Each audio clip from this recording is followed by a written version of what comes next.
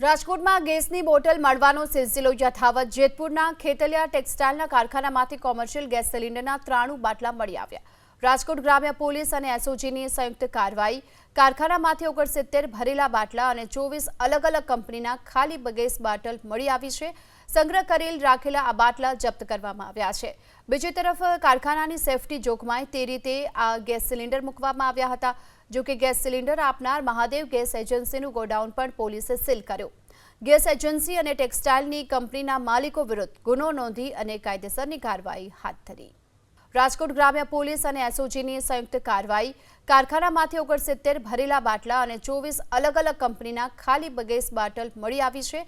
સંગ્રહ કરેલ રાખેલા આ બાટલા જપ્ત કરવામાં આવ્યા છે।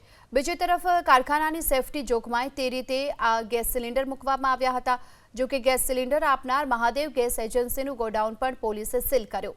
ગેસ એજન્સી અને ટેક્સટાઇલની કંપનીના માલિકો વિરુદ્ધ ગુનો નોંધી અને કાયદેસરની કાર્યવાહી હાથ ધરી।